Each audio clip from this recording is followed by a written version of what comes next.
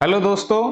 तो एक बार फिर से हाजिर हूं मैं आप सभी के लिए ग्रुप डी की इवनिंग शिफ्ट का पेपर लेके, जो आज 22 अक्टूबर 2023 को हुआ था। इससे पहले हमने सारे शिफ्ट डिस्कस कर लिए हैं, ये लास्ट शिफ्ट थी। अब इसके बाद कोई और शिफ्ट नहीं है। हमारा जो सीईटी का ग्रुप डी का पेपर था वो कंप्लीट हो गया है। ठीक है, तो एक बार तो मैं भी सोच रहा था इस क्लास को कौन देखेगा, इसका पेपर होना था वो तो हो गया। लेकिन फिर मन में आया कि नहीं यार, क्या पता कोई बच्चा देख ले और गलती से उसको भी कुछ सीखने को मिल जाए। ठीक है, तो अगर हम आपके लिए इतना सोचते हैं, इतने एफर्ट करते हैं, तो आप भी हमें मोटिवेट करने के लिए इन क्लासेस को ज्यादा से ज्यादा शेयर किया करो, ताकि अगर मैं किसी को मैथ सिखाने में कैपेबल हूं तो मुझे मोटिवेशन मिले, मैं इस तरह की क्लासेस आपके लिए लाता रहूं। ठीक है, तो इसी के साथ फिर इवनिंग शिफ्ट का पेपर डिस्कस करते हैं। तो पेपर इजी था, जैसे पिछली 3 शिफ्ट थी वैसे ही पेपर था, कोई ज्यादा खास नहीं था और इवन क्वेश्चन भी रिपीट हुए हैं। ठीक है, तो क्वेश्चन डिस्कस करते हैं। पहला क्वेश्चन आपके सामने स्क्रीन पर आ चुका है कि एक स्कूल में छात्रों की संख्या और छात्राओं की संख्या में 4:5 का अनुपात है। जब 100 छात्राएं स्कूल छोड़ देती हैं तो यह अनुपात 6:7 हो जाता है। तो स्कूल में कितने छात्र हैं? In a school the ratio of number of boys to the number of girls is 4:5। When 100 girls leave the school the ratio becomes 6:7। How many boys are there in the school? तो आपको बता दूं, इससे related question मैंने आपको पहले करवाया था। कैसे? आप देखो, इस क्वेश्चन में मैंने एक मिक्सचर एलिगेशन का क्वेश्चन करवाया था, मिल्क और वाटर का, उसी से रिलेटेड क्वेश्चन है। तुम मुझे बताओ, इसमें बॉयज और गर्ल्स जो रेशियो है वो कितना है? 4:5 का। ये 4:5 का, यानी कि 4 लड़के हैं 5 लड़की है।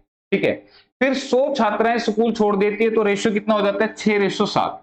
तो मैं आपको यहां पे समझाना चाह रहा हूं कि अगर लड़कियों ने स्कूल छोड़ा है तो लड़कियों की जो रेशियो है वो चेंज होनी चाहिए थी, बॉयज की रेशियो क्यों चेंज हुए?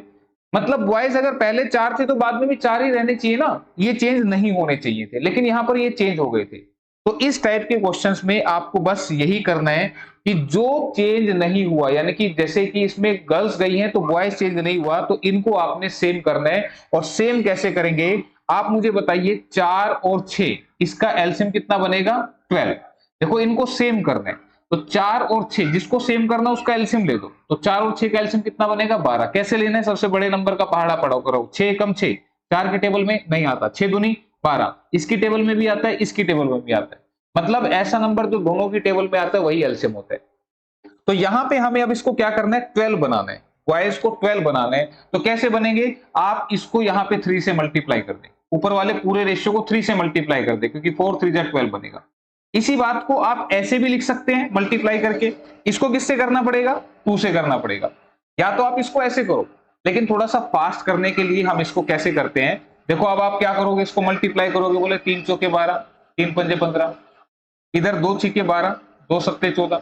आप या तो मल्टीप्लाई करके ऐसे लिखोगे, लेकिन चीजों को फास्ट करना होता है एग्जाम में। तो फास्ट कैसे हो सकती हैं? इसके लिए देखो, ये मैंने वो तरीका बता दिया जो बच्चे को लगे कि नहीं हम ऐसे करना चाहते हैं।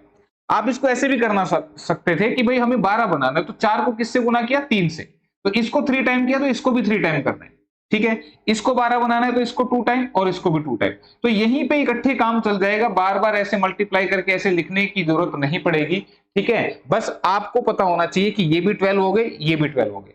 यानी कि लड़के पहले भी 12 थे, बाद में भी 12 हैं, लेकिन लड़कियां 15 से 14 हो गई। कितनी घट गई? 1 घट गई। ये बात आ रही है समझ में? ठीक है, या तो ऐसे कर लेना भाई, नहीं तो ऐसे कर लेना, जैसे आपको ठीक लगा। मैंने दोनों तरीके बता दिए। तो मैं यहां पे कहना चाह रहा हूं कि लड़कियां 15 से 14 यानी कि 1 कम हो गई। तो 1 कम क्यों हुई? रेशियो के हिसाब से 1 कम हुई। 1 कम क्यों हुई? क्योंकि 100 लड़कियां स्कूल छोड़ के चली गई थी। तो ये 1 जो है वो 100 गर्ल्स के बराबर है। ये 100 गर्ल्स के बराबर है। तो पूछ रहा था स्कूल में कितने छात्र हैं, बॉयज पूछे जा रहे हैं स्कूल में। तो बॉयज कितने हैं? तो बॉयज कितने हो गए? आप ध्यान रखना, बॉयज अब 4 नहीं लेने, ध्यान दो, बॉयज तो 12 हो गए ना। ये 4 थी, 12 लेना, ये गलती मत कर देना। तो 1 100 के बराबर है तो 12 1200 के बराबर हो जाएगा। और यही इस क्वेश्चन का आंसर था। तो 1200 दिख रहा है कहीं? ऑप्शन नंबर 3 में लिखा हुआ है। ठीक है, बात आई समझ में? तो ये तरीका, लेकिन हो सकता है किसी बच्चे को ये तरीका अच्छा ना लगा हो, कहेगा कि नहीं सर जी हमारे तो समझ में ही नहीं आता, पहले ही मैथ इतना वीक है। तो भाई मैथ वीक है नहीं, आपने सोच ऐसी बना ली है। ठीक है, आप मुझे बस ध्यान से सुने, ऐसी कोई दिक्कत है ही नहीं जो आपको आएगी। ठीक है। तो आप थोड़ा सा पॉजिटिव रहें सब्जेक्ट के लिए, क्योंकि ये सब्जेक्ट ही आपको पूरे नंबर दिलाएगा और इसी से आपका पेपर पास होगा। ठीक है, तो अब मुझे बताइए, यहां पे शुरुआत में बॉयज थे 4x, गर्ल्स थी 5x, ये सबको अच्छा लगता है। ठीक है, ये आपके मतलब का मेथड, लेकिन पेपर किससे निकलते हैं? इन चीजों से निकलते हैं। ठीक है, तो मुझे बताओ 4x बॉयज 5x गर्ल्स, अगर 100 छात्राएं चली गई तो इनमें से 100 कम हो गई, ये तो उतने ही है, पहले भी इतने ही थे। ठीक है, तो अब रेशियो कितना हो गया? 6:7। बस क्रॉस मल्टीप्लाई आंसर आ जाएगा, 7 चौके 28x इक्वल टू 6 पंजे 30x माइनस 6 गुना 100 600। ये 600 इधर आ गया, ये 28 उधर चला गया तो माइनस हो गया, 2 से काटा 300 पे, x की वैल्यू कितनी आ गई? 300। तो x की वैल्यू 300 आ गई, लेकिन हमसे पूछ रहा था बॉयज कितने, तो बॉयज तो 4x थे, तो 4x की वैल्यू बॉयज पूछ रहे हैं, तो 4x की वैल्यू क्या बनेगी? 4 गुना 300 यानी कि 1200। तो भाई मैंने दोनों तरीके बता दिए हैं, आपको जोन सा अच्छा लगा वो कर सकते थे, लेकिन इन चीजों पे जब आओगे तो फिर पेपर पास होंगे आपके। ठीक है, तो इसी के साथ फिर बढ़ते हैं अगले क्वेश्चन की तरफ, जो कि आपका किसका था? परसेंटेज का था। ये किसका था? रेशियो का। रेशियो तो खूब पूछा गया आपकी बार, है ना? तो आपको बता दूं अगला क्वेश्चन है परसेंटेज का, लेकिन वहां पे भी रेशियो पूछा जा रहा है। ठीक, तो क्या था? यदि a प्लस बी का 10% equal to a minus B का 50%, तो a अनुपात b क्या होगा?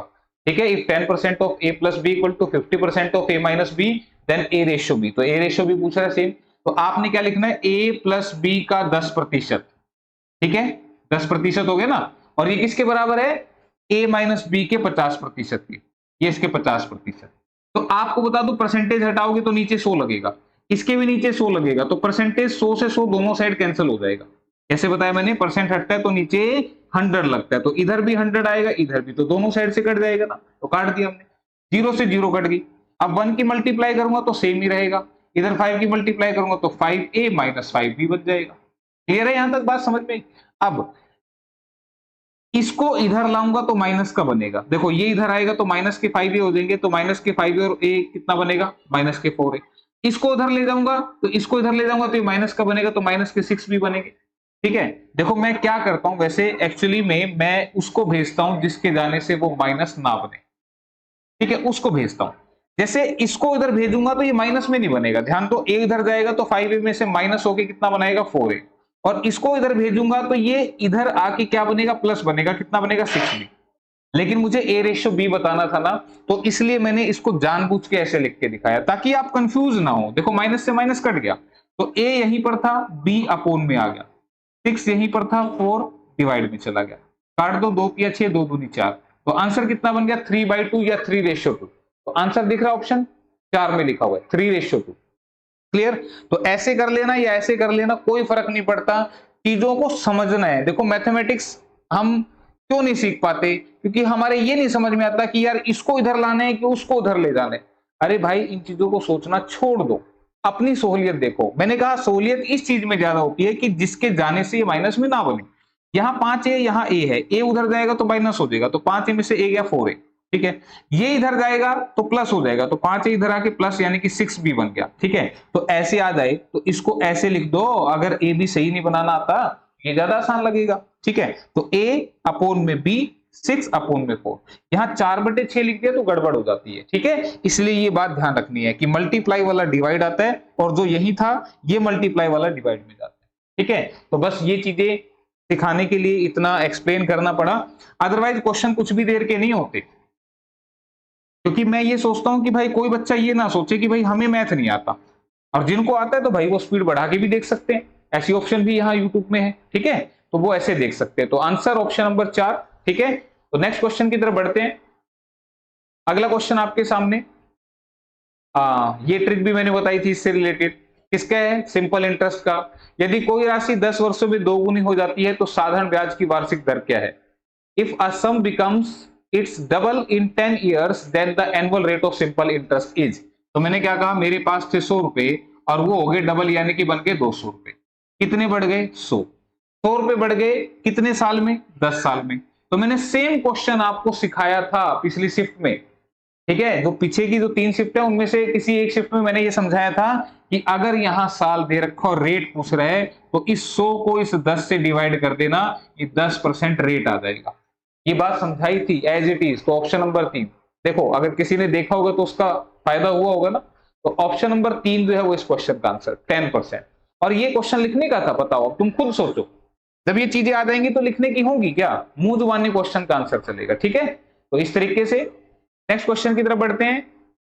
अगला क्वेश्चन, अब देखो किस चीज का है, एवरेज का।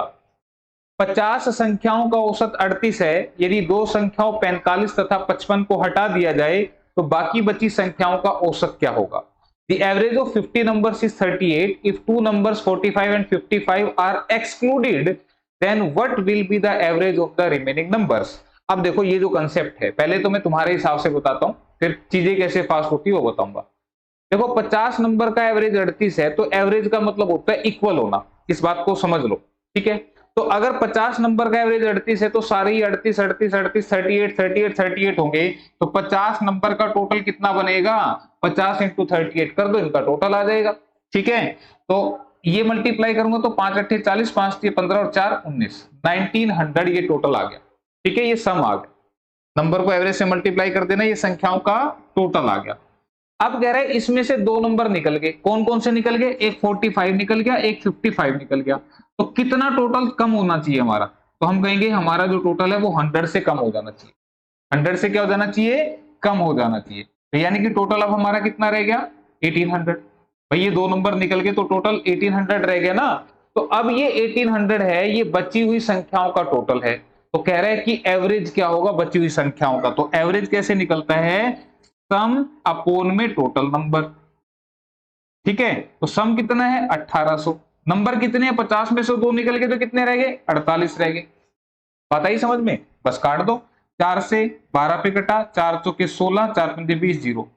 फिर से काट दो, 3 चौके 12, 3 एकम 3 पंजे 15, 0।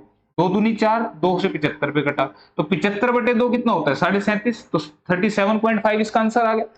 37.5 दिख रहा है कहीं ऑप्शन में, बिल्कुल दिख रहा है। आप देखो यहाँ पे दिख रहा है ऑप्शन नंबर 3 में 37.5, तो ये आंसर आ गया। तो ये हो गया एक तरीका इसका करने का। ठीक है, अब करते हैं दूसरे तरीके की बात। दूसरा तरीका जो फास्ट है वो क्या है, कह रहे हैं कि 50 नंबर का जो एवरेज है भाई वो 38 है। कितना है, 38 है। क्लियर है, यहां पे 38 एवरेज है। अब कह रहे हैं कि दो नंबर चले गए। अब दो नंबर जो चले गए वो कौन कौन से गए, एक तो 45 गया और एक 55 गया। ठीक है, तो तुम मुझे बताओ, तुम मुझे यहां पे बता दो, 50 बंदे थे जो 38 रुपए लेके बैठे थे। देखो चीजें समझने का तरीका कितना आसान है। मैंने कहा 50 बंदे थे या 50 स्टूडेंट थे, सारे 38 रुपए लेके बैठे थे। अब क्या हुआ, उनमें से दो बच्चे जा रहे हैं। अब दो बच्चे जा रहे हैं तो ये 45 लेके गया 45 और ये 55 लेके गया। तो तुम मुझे बताओ 38 लेके बैठे थे और ये 45 ले गया, तो इसका मतलब 7 एक्स्ट्रा ले गया कि नहीं ले गया। अच्छा ये वाला कितने ले गया, पीहू क्या बात है बेटे, बेटे चुप रहो थोड़ी देर। ये बच्चे है ना इस टाइम पे बस बड़ा हो हल्ला कर देते हैं। ठीक है भाई, तो थोड़ा सा कोऑपरेट कर लेना, अगर आवाजें आ रही हैं तो इस टाइम बच्चे पीक आवर्स पे हैं, वो पूरी खलबली मचाते हैं इस टाइम पे। तो यहाँ पे मैंने कहा ये 7 ज्यादा लेके गया, ये 17 ज्यादा लेके गया, तो इसका मतलब 24 रुपए ज्यादा लेके चले गए। तो 24 रुपए ज्यादा जो लेके गए वो किन बच्चों से ले गए, जो बचे हुए बच्चे उनसे लेके गए ना। तो 24 रुपए ज्यादा लेके गए बचे हुए बच्चों से, तो 24 कम हो गए। और बच्चे कितने बचे, 48 बच्चों से 24 रुपए ले गए, तो हर बच्चे से कितने कितने पैसे लेने पड़े, तो 24/48 यानी कि 1/2। 1/2 का मतलब आधा, यानी कि 37.5 रुपए अब हर बच्चे के पास बच गए। बात आई समझ में। तो भाई चीजों को कहानियों में बनाना अपने हाथ में है। ठीक है, तो ये समझाने का तरीका है। ये मेरे ख्याल से बात समझ में आई होगी, कहीं नहीं भी आई तो दोबारा सुन लेना भाई, वहां रिवाइंड करके देख सकते हो मुझे, सुन लेना दोबारा। ठीक है, और फिर भी दिक्कत आई है तो भाई लिख दिया सॉल्यूशन पहले ही। लेकिन कैलकुलेशन देखो हमारे जो बाद वाले मेथड में कैलकुलेशन जो है वो कितनी कम है। ठीक है, तो ये फर्क है। तो next question which is related to time and work.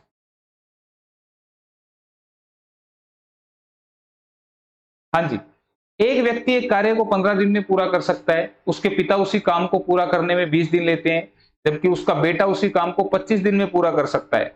तीनों मिलकर काम करें तो उस कार्य को पूरा करने में कितना समय लेंगे? A man can do a job in 15 days, his father taken 20 days and his son finish it in 25 days. How long will they take to complete the job if they all work together? तो मुझे बताओ सबसे पहले 15 दिन, 20 दिन और 25 दिन। 15 दिन, 20 दिन और 25 दिन। तो सबसे पहला काम क्या होता है? टोटल वर्क बनाने का। मैंने बताया इस चैप्टर का कंसेप्ट क्या है? टोटल वर्क बना लो। तो टोटल वर्क क्या होगा? इन सभी का एलसीएम। ठीक है, अब इनका एलसीएम अगर नंबर बड़े लग रहे हैं तो आप ऐसे लिख के भी ले सकते हैं।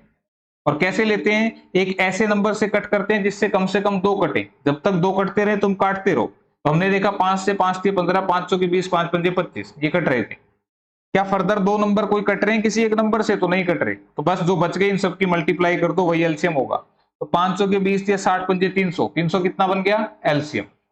ठीक है, तो अब 15 से भाग लगाओ। ये टोटल काम बना लिया हमने। 15 को 300 को 15 से भाग लगाओ, 20 पे कटेगा। 20 से भाग लगाओ, 15 पे कटेगा। 25 से भाग लगाओ, 12 पे कटेगा।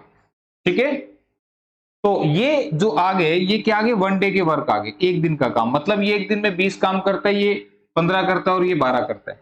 लेकिन वो कह रहा है अगर तीनों मिलके काम करेंगे तो पूरा काम कितने दिन में निपटा देंगे? तो टोटल काम है 300, तीनों मिलके काम करेंगे तो एक दिन का काम हो जाएगा इन सबका प्लस। तो कितना आ रहे हैं? 47। ठीक है, 20, 15 और 12 इन सब का टोटल लिखा है 47। कभी सोचो ये कहां से पैदा हो गया? ठीक है, तो 47 से आप डिवाइड कर देंगे, आपके पास आंसर आ जाएगा। तो इसको डिवाइड करूंगा तो ये कितने पे चलेगा? 6 सत्ते 6 पे चल रहा है, 6 सत्ते 42।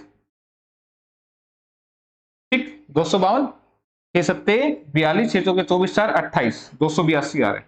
ठीक है, तो 282 आ रहे हैं। तो इसका मतलब 6 दिन में कुछ आंसर प्लस करके आएगा। तो एक बार आंसर देख लेते हैं किस तरह के हैं। आंसर में दे रखा है 6 दिन से कम। तो भाई 6 दिन से कम तो लगेंगे नहीं। ठीक है, पूरे 6 दिन भी नहीं लगेंगे क्योंकि 6 से मल्टीप्लाई करूंगा तो 282 आएगा। ठीक है, तो ये आंसर भी नहीं है, फर्स्ट भी नहीं है, लगभग 6.4 दिन। तो ये आंसर होगा भाई, ऑप्शन नंबर 3 है जो इसका आंसर होगा, लगभग 6.4 दिन। ऐसा क्यों? जब इसको सोल्व करूंगा, इसके बाद ऑप्शन दे रखा है 7 दिन। 7 पे तो चलेगा ही नहीं ना, ये 47 सत्ते करोगे, 7 सत्ते 49, 7 चौके 28, 4 32, तो ज्यादा निकल गया ना। 7 दिन तो होंगे नहीं। तो फिर पूरा डिवाइड करके कहा के लिए देखो, अप्रोक्सीमेटली आ गया ना आंसर। तो 6.4 दिन लगभग निकालना था। ठीक है, तो इसलिए आंसर बनेगा ऑप्शन नंबर 3। क्लियर है? बात समझ में आई? तो मैंने यहीं पे छोड़ दिया 6.4, लिख भी देता हूं। कभी कुछ बच्चे कमेंट करके बोला जी 6 दिन लिख दिया आपने। ठीक है, तो ये आंसर था। चलो नेक्स्ट क्वेश्चन। ये तो भाई रिपीटेड था, ये पीछे की शिफ्ट में भी आया, ये मॉर्निंग शिफ्ट में भी आया और ये फिर आ गया है। किसका क्वेश्चन है? कंपाउंड इंटरेस्ट का। ठीक है, क्या क्वेश्चन कह रहे हैं कि 8,000 रुपए की राशि 10% वार्षिक चक्रवृद्धि ब्याज पर कितने वर्षों में 9261 हो जाएगी, जबकि ब्याज प्रति 6 माही संयोजित होता हो। ठीक है, तो आपको बता दूं 1.5 साल इस क्वेश्चन का आंसर है, करने की जरूरत थी नहीं, लेकिन मैं करके दिखाऊंगा जरूर। 8,000 रुपए की राशि, ये प्रिंसिपल है, कितनी होगी? 9261 होगी, ये अमाउंट है। कौन सी फीलिंग आई? क्यूब रूट की। मैंने कहा था याद कर लो, ये 20 का और ये 21 का। तो मैंने कहा ये जो यहाँ पे लिखा होता है इसको बोलते हैं आप टाइम, यानी कि समय। इसका मतलब 3 साल का समय लगेगा, यानी कि हाफ ईयरली का जो टाइम है, तिमाही का जो टाइम है, उसके हिसाब से ये 3 साल है। लेकिन ईयरली के हिसाब से, वार्षिक हिसाब से ये कितना बनता है? 3 का आधा, यानी कि 1.5 साल।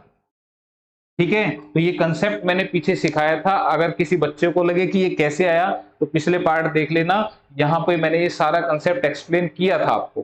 ठीक है, तो आंसर क्या बनेगा? ऑप्शन नंबर 2, 1.5 साल। ठीक है, क्लियर है? तो ये इसका आंसर था। तो इसी के साथ बढ़ते हैं फिर अगले क्वेश्चन की तरफ। नेक्स्ट क्वेश्चन आपके सामने,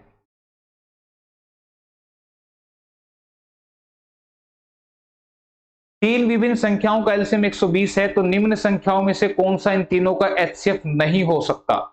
The LCM of 3 numbers is 120. Which of the following cannot be their HCF? तो आपको बता दूं, इन नंबर्स में से जिससे एलसीएम डिवाइड नहीं होगा वही एचसीएफ नहीं हो सकता। ठीक है, क्यों? क्योंकि एचसीएफ में सिर्फ कॉमन चीजें होती हैं और एलसीएम में कॉमन के साथ साथ अलग होती है। तो कॉमन चीजें तो एचसीएफ में भी है ना, तो कॉमन एचसीएफ में भी है, एलसीएम में भी है, लेकिन एलसीएम में क्या अलग है, एक्स्ट्रा चीजें और हैं। तो एलसीएम और एचसीएफ में जो कॉमन है तो फिर ये कटेंगे, ठीक है। तो ध्यान रखना, अगर मैं बात करूं 120 की तो 8 से 120 पूरा कट जाता है। कटता है कि नहीं कटता, देखो 8 से काट के बिल्कुल कटेगा, 15 पे कट रहा है।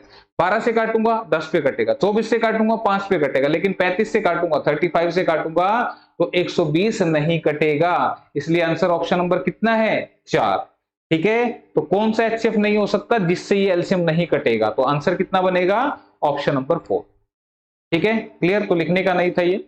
अगला क्वेश्चन, नेक्स्ट क्वेश्चन, यदि 14 गुना 627 भाग root 1089 equal to X cube plus 141 हो तो x का मान क्या होगा। तो आपको बता दें इस क्वेश्चन के अंदर 14 गुना 627 और इसको डिवाइड कर रहे कौन, 1089, ठीक है। और अगर ये बराबर है एक्स क्यूब प्लस 141 के, तो पूछ रहा है यहां पे x की वैल्यू क्या होगी। तो अब आपको बता दें इस क्वेश्चन को कैसे करना था। सबसे पहले जो डिवाइड है वो कहां आएगा, नीचे आएगा, यानी कि मैं इसको यहां से उठा के कहां रख देता हूं, इसके नीचे रख देता हूं, ठीक है। अब ये किसका स्क्वायर रूट होगा, या तो आपको स्क्वायर रूट निकालना आना चाहिए, या मैं एक तरीका बताता हूं कैसे। देखो ये सबको आते हैं, 10 का स्क्वायर कितना होता है 100, 20 का स्क्वायर कितना होता है 20 गुना 20 400, 30 का स्क्वायर कितना होगा 30 गुना 30 900, 40 का स्क्वायर कितना होगा 40 गुना 40 1600। तो आप मुझे बताइए ये स्क्वायर किसके बीच में आएगा, इनके बीच में ही आएगा, इनके बीच में आएगा ना कहीं, ठीक है। लेकिन अब कहोगे सर जी 30 और 40 के बीच में तो 31 32 33 34 35 सारे ही आते हैं, इतने सारे थोड़ी देखेंगे। तो अब आपको मैं बता दूं यहाँ पे इनके बीच में ये कौन से हाफ में आएगा, 35 का स्क्वायर कैसे निकालते हैं, 5 का स्क्वायर होता है 25, 3 के बाद गिनती में आता है 4, 3 चौके होता है 12, तो 35 का स्क्वायर होता है 1225।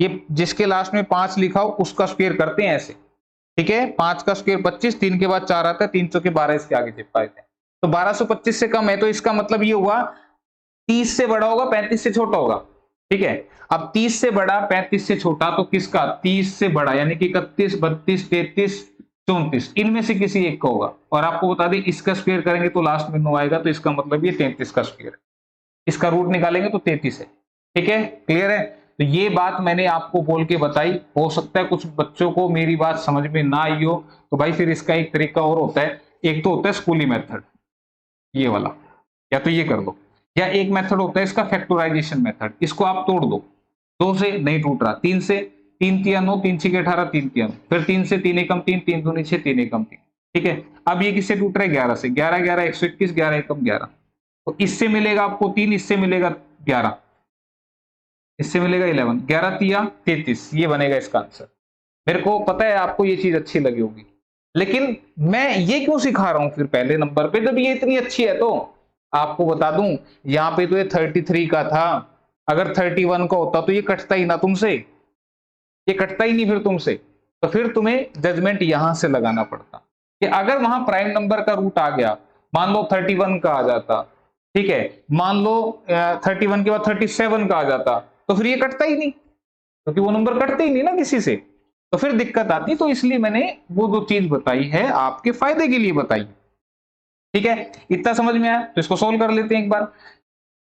11 तिया 33, 11 पंजे 55, 11 सत्ते 77, 3 से काटा 19 पे कटा, ठीक है। अब 14 गुना 19 कर लो, तो 19 चौके 76, 19 से कम 19, और ये बन गया 266, ठीक है। मल्टीप्लाई देख लेना, 14 में 126 12, ठीक है 266 बन गया ये इसका आंसर, जो कि किसके बराबर है, which is equal to X cube plus 141, ठीक है भाई। क्लियर, अब इस 141 को इधर ले आओ, इधर ले आएंगे तो माइनस हो जाएगा, इधर लाएंगे तो माइनस, 6 में से गया 5, ये आया 2 और ये आया 1, ठीक है। ये 141 इधर प्लस में था तो इधर आके माइनस हो जाएगा ना, तो 266 में से 141 को माइनस कर दो, 6 में से 5, 6 में से 4 गए 2 और 2 में से गया 1। अब ये किसके बराबर आ गया, एक्स क्यूब के बराबर। तो 125 किसका क्यूब करके मिलेगा, 5 का क्यूब करके मिलेगा, तो एक्स की वैल्यू कितनी आ गई, 5 आ गई। ये मैं लिख के दिखा रहा हूं, लिखना नहीं है, ये तुम्हें वैसी फीलिंग आ जानी चाहिए। ये क्या है, 5 गुना 5 गुना 5, 5 का क्यूब लिखा हुआ है, तो इसका मतलब एक्स की वैल्यू 5 आ गई। तो बस यही आंसर था, ऑप्शन नंबर 4 में लिखा हुआ है, देखो ऑप्शन नंबर 4 इसका जवाब, ठीक है। क्लियर, तो ये करना था आपने। चलते हैं फिर अगले क्वेश्चन। आगे भाई देखो, रेशियो आ गया, लेकिन टाइम स्पीड एंड डिस्टेंस का रेशियो है। समय दूरी चाल। क्वेश्चन क्या कह रहे हैं भाई, 3 कारों की गति का अनुपात 2:3:4 है, तो एक सी दूरी तय करने में इन कारों द्वारा लिए गए समय का अनुपात कितना होगा। Speed of 3 cars are in the ratio of 2:3:4। The ratio between the time taken by this cars to cover the same distance is. अब आपको बता दूं, स्पीड जो होती है वो टाइम के इनवर्सली प्रोपोर्शनल होती है, यानी कि चाल जो होती है वो समय के उल्टे अनुपात में होती है। इसका मतलब क्या होता है कि जिस व्हीकल की स्पीड जितनी ज्यादा होगी वो कहीं जाने में टाइम उतना कम लेगा।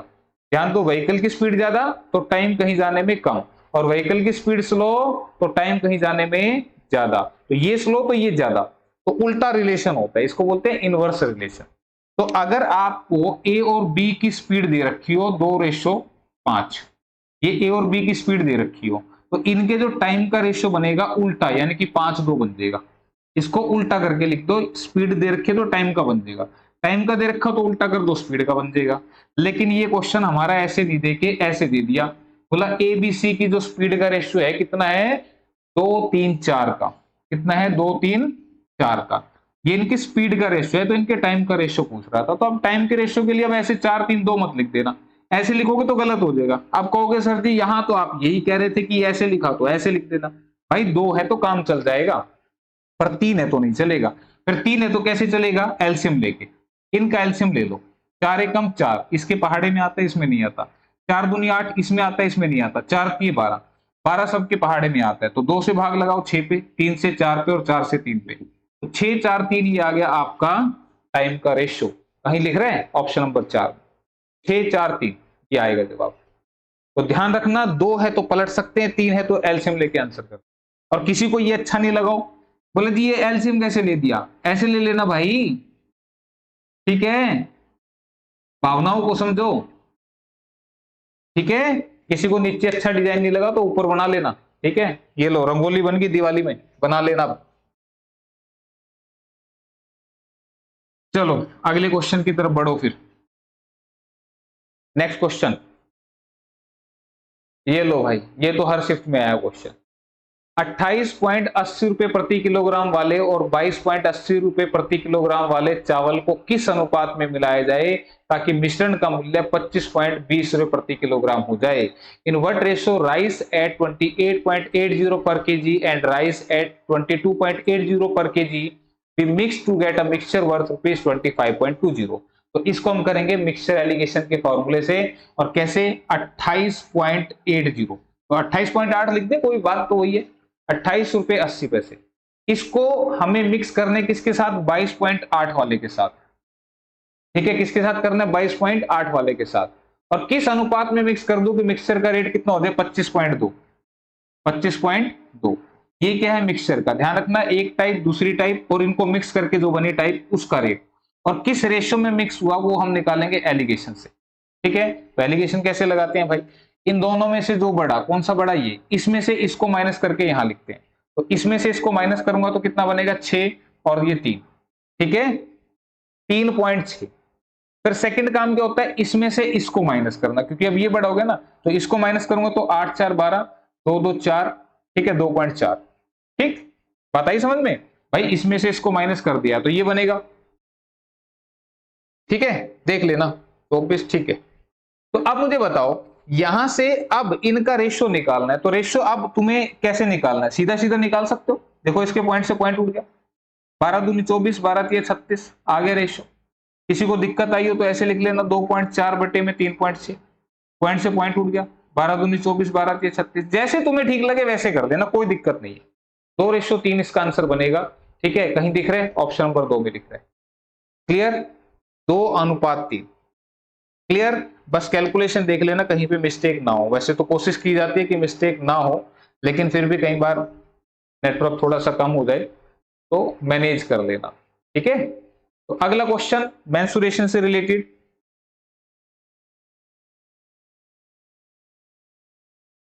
आधार त्रिज्या 3 सेंटीमीटर तथा ऊंचाई 5 सेंटीमीटर वाले धातु के एक ठोस बेलन को पिघलाकर शंकु बनाए गए, जिनमें प्रत्येक की ऊंचाई 1 सेंटीमीटर तथा आधार त्रिज्या 1 मिलीमीटर है। तो इस प्रकार बने शंकुओं की संख्या कितनी होगी? A solid metallic cylinder of base radius 3 centimetre and height 5 centimeter is melted to form a cone, each of height 1 centimeter and base radius 1 millimeter. Then number of such cones is. तो ध्यान रखना, जब एक चीज को पिघलाकर दूसरी चीज बनाई जाती है तो ऊपर दूसरे जो पिघलाई है उसका वॉल्यूम, नीचे किसका जो बनानी है उसका वॉल्यूम। तो इसका मतलब देखो क्या क्या दे रखा है इसमें, एक तो सिलेंडर दे रखा है, ये सिलेंडर है, इसको पिघला के क्या बना दिया? शंकु। ये शक्ल होती है इनकी जो क्वेश्चन में दे रखी है, ठीक है। सिलेंडर को पिघला के बना दिया क्या? शंकु यानी कि कोन। तो आपको बता दूं इसका जो वॉल्यूम होता है वो होता है पाई आर स्क्वायर एच। इसका जो वॉल्यूम होता है 1/3 पाई आर स्क्वायर एच। तो इसको 1 1 ले लेते हैं, इसको 2 2 ले लेते हैं। क्यों? क्योंकि दोनों अलग अलग है ना भाई, ये अलग है रेडियस, इसका इसका अलग है, ठीक है। तो यहां से मैं बताना चाहता हूं पाई से तो पाई कैंसिल हो जाता है, ठीक है। अब जस्ट वैल्यू रखते हैं ध्यान से।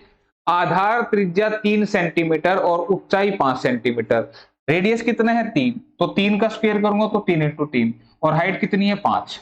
ये ऊपर वाली वैल्यू रखी मैंने, कैसे? उसने बोला कि 3 सेंटीमीटर ऊंचाई और 5 सेंटीमीटर क्या है? हाइट, ठीक है। इसको पिघलाकर शंकु बनाया गया, तो शंकु जो बना उसमें प्रत्येक की ऊंचाई 1 सेंटीमीटर और रेडियस 1 मिलीमीटर है। ध्यान दीजिएगा यहां मिलीमीटर में दे रखा है, तो मुझे बताओ रेडियस मिलीमीटर में है तो 1 है, तो 1/10 कर दो, ये सेंटीमीटर में कन्वर्ट हो गया। ये बात याद रखना, ये किसमें था? मिलीमीटर में। ये 10 कहां से पैदा हुआ? पहली बात तो 2 बार क्यों लिखा? क्योंकि रेडियस का स्क्वायर है, तो इसका रेडियस 1 मिलीमीटर है, तो 1 × 1 आना चाहिए था। लेकिन सेंटीमीटर बनाने के लिए 10 से डिवाइड, इसको भी 10 से डिवाइड, ठीक है, क्लियर। अब ऊंचाई कितनी है? 1 सेंटीमीटर, हाइट कितनी है? 1, ये एक ही बार आएगा, और ये 1/3 तो चल ही रहा है क्वेश्चन में, ये थोड़ी हटेगा, ये तो चल ही रहा है। बात आई समझ में? तो ये यूनिट यहाँ पे खास दे रखी थी, इनको सही नहीं करोगे तो आंसर गलत बनेगा। तो अब सोल्व करते हैं। तो 3, ये 3 10 10 ऊपर जाएंगे मल्टीप्लाई में, ये ऐसे पलट के जाएगा ना, तो 3 3 9 3 27 27 पंजे 5 7 35 5 दूनी 10 और 3 13 और 2 0 ये, तो 13,500 बनेंगे भाई। टोटल बनेंगे 13,500। लिखा भी है कि नहीं कहीं? बिल्कुल लिखा, ऑप्शन नंबर 4 में भाई 13,500। क्लियर है? तो यूनिट चेंज करना आना चाहिए था। तो अगले क्वेश्चन की तरफ बढ़ते हैं भाई। अगला क्वेश्चन पार्टनरशिप, साझेदारी। हाँ जी, क्या बोल रहा है क्वेश्चन? ए ने 63,000 रुपए लगाकर एक व्यवसाय आरंभ किया। कुछ समय पश्चात 1,08,000 रुपए लगाकर बी व्यापार में साझेदारी कर लेता है। यदि वर्ष के अंत में वे लाभ को बराबर बराबर बांट लेते हैं तो कितने मास के बाद बी ने साझेदारी की? A started a business with ₹63,000 and is joined afterwards by B with 1,08,000 sorry 1,08,000। After how many months did B join if the profits at the end of the year are divided equally? तो मैंने आपको क्या समझाया था कि profit जो होगा किस रेशियो में बटेगा? अमाउंट और टाइम के प्रोडक्ट के रेशियो में। तो प्रॉफिट का रेशियो दे रखा है, ध्यान दीजिएगा, यहाँ प्रॉफिट बराबर बराबर बांटा। इसका मतलब इसको मैं लिख के दिखा रहा हूं, प्रॉफिट अगर 2 बंदे हैं तो प्रॉफिट का जो रेशियो है, पहले बंदे की अमाउंट इसका टाइम, दूसरे बंदे की अमाउंट इसका टाइम, ये आपको याद रखना है।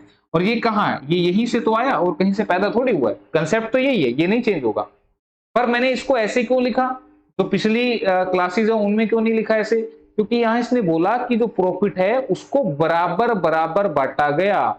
मतलब 10 रुपए इसने लिए तो 10 इसने लिए, तो 10 रुपए की बजाय मैं कह दूं 1 इसने लिया तो 1 इसने लिया, ठीक है। अब मुझे बताओ ए ने कितने लगाए? 63,000। ये कितने महीने तक रहा? 12 महीने तक। अब तुम कहोगे ये कहां से पता लगा सर जी? आप देखो उसने लिखा यदि वर्ष के अंत में, 1 साल के अंत में प्रॉफिट बराबर बांटा है तो इसका मतलब इसके 63,000 12 महीने तक लगे रहे। फिर कह रहा है कि 1,08,000 रुपए लगा के, 1,08,000 रुपए लगा के कितने टाइम बाद आया था, ये वो पूछ रहे हैं। तो आपको बता दूं यहां पे मैंने एक्स लिख दिया कि भाई इसका पैसा कितने टाइम तक बिजनेस में रहा मुझे नहीं पता, मैंने उसको एक्स रख दिया।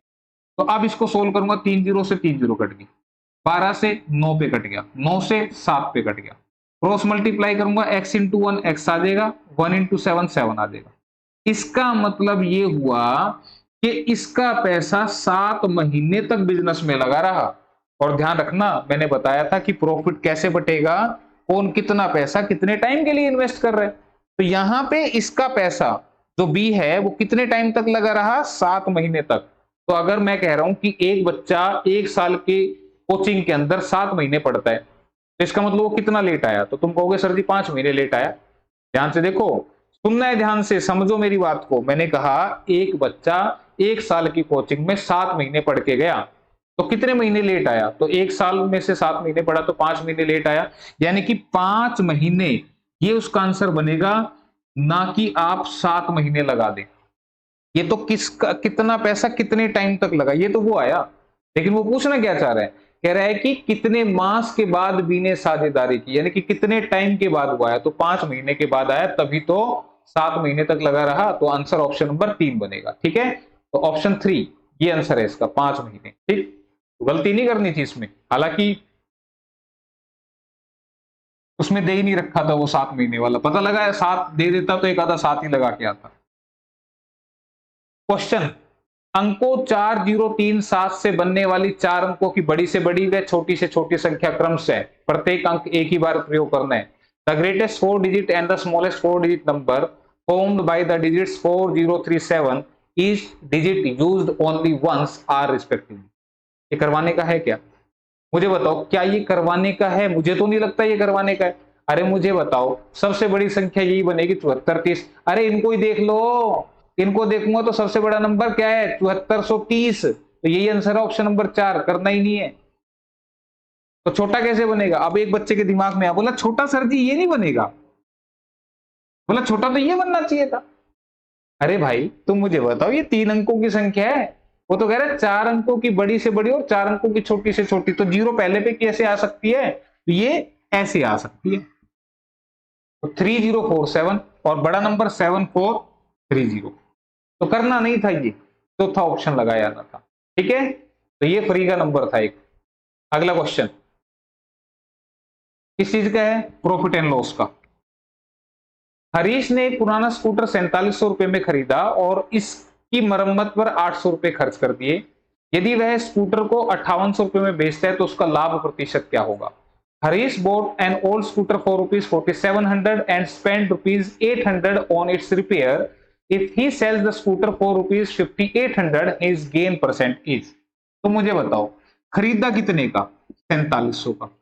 4700 खरीद तो लाया, पर मरम्मत पे भी तो खर्चा किया, तो ये मरम्मत वाला जो खर्चा है ये भी खरीदने के रेट में ऐड होगा, यानी कि कॉस्ट प्राइस में ऐड होगा।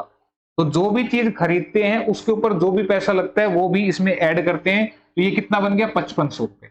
तो 5500 रुपए होगा खरीदने का रेट। अच्छा बेचा कितने का, वो कह रहा है बेच दिया उसने 5800 का, तो 5500 का ठीक ठाक करवा के 5800 का बेच दिया, तो प्रॉफिट होगा कितने का, 300 का। कितने पे, खरीदने के रेट पे, और इनटू में 100%। क्या पूछ रहा था वो, लाभ प्रतिशत बता दो। तो तुम मुझे बताओ, 2 जीरो से 2 जीरो उड़ गई, 5 से 11 पे कट गया, 5 से 6 60 पे कटा, तो 11 पंजे 55, 5 से 5/11%। काट पीट तो लोगे ना तुम, तो 5 से 5/11 दिख रहा है कहीं, ऑप्शन नंबर 2 में दिख रहा है, देखो ये लिखा हुआ। ठीक है, तो ये जवाब है। तो इसी के साथ फिर बढ़ते हैं अपने लास्ट क्वेश्चन की तरफ, जो कि किसका है, मेंसुरेशन का है, क्षेत्रमिति का। यदि एक आयत का क्षेत्रफल 460 वर्ग मीटर है, यदि इसकी लंबाई इसकी चौड़ाई से 15% अधिक है, तो निम्न में से आयत की चौड़ाई कौन सी है।